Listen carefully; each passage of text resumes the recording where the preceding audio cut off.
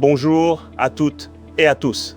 Accrochez-vous bien, car aujourd'hui, on va défricher une rumeur qui sent le soufre et qui met en lumière des stratégies bien rodées.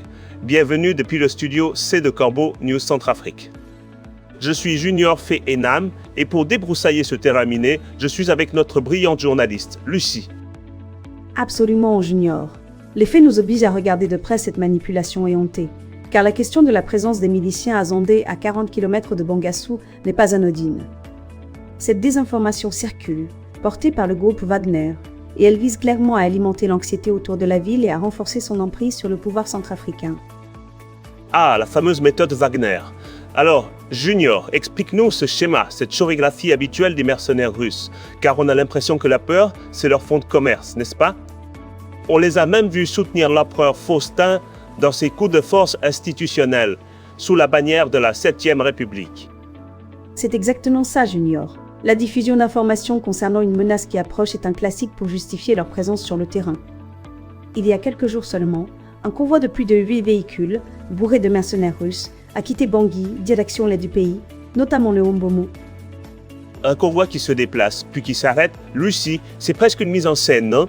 On nous dit qu'ils vont combattre, puis ils font volte-face. Qu'est-ce qui se trame derrière ce balai militaire? Le convoi est bien arrivé à Bangassou, dans la préfecture du Mbomu, avant de continuer sa route vers l'intérieur. Mais quelques kilomètres plus loin, surprise. Les mercenaires ont marqué un arrêt, puis sont revenus se positionner à Bangassou. Leur justification? Une information, selon eux, qui affirmait que des miliciens azandais se trouveraient à une quarantaine de kilomètres de la ville, prêts à attaquer.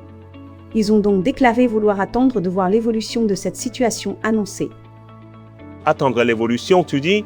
Et pendant ce temps, quoi? La peur s'installe?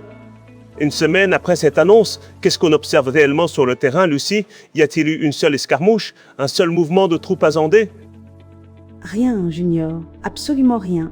Une semaine après cette annonce, aucune attaque n'a été enregistrée. Aucun mouvement de combattants azandais vers Bangassou n'a été constaté. Nos équipes de Corbeau News Centrafrique ont recueilli des informations auprès de multiples sources locales et aucun élément ne confirme la présence de miliciens azandais à proximité de Bangassou. Les combattants ne sont pas positionnés aux abords de la ville et aucun déplacement important vers la capitale du Mbomu n'a été remarqué. C'est édifiant. Donc, on nous agite un chiffon rouge, on annonce une menace imminente et au final, c'est le grand vide. Lucie, on peut donc dire que cette information sur les Azandais est une pure fabrication, un montage? C'est tout à fait ça. Les vérifications que nous avons faites indiquent que ces groupes armés sont encore éloignés de Bangassou. Leur présence n'est absolument pas signalée dans les zones qui pourraient constituer une progression directe vers la ville. Pour plusieurs observateurs, cette communication s'inscrit dans une stratégie bien connue de Wagner, maintenir un climat de peur autour des groupes armés, afin de présenter leur présence militaire comme essentielle à la stabilité de l'empereur. Essentiel, vraiment, ou plutôt indispensable à leurs propres intérêts. On a l'impression qu'en diffusant l'idée d'une menace constante, ils rappellent aux autorités centrafricaines que sans eux, le régime serait en péril. C'est un chantage à la sécurité, ni plus ni moins, non? C'est exactement le sentiment, Junior. Cette approche leur permet de renforcer leur position auprès du dictateur Faustin Archange Touadéra, en donnant l'image que la sécurité du pays dépend presque entièrement de leur intervention.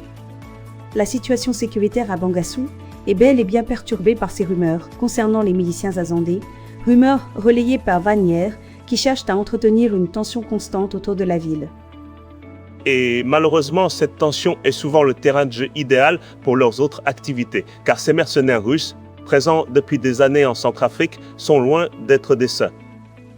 Non, Junior, loin de là. Ils sont régulièrement les auteurs de plusieurs atrocités et de crimes contre l'humanité.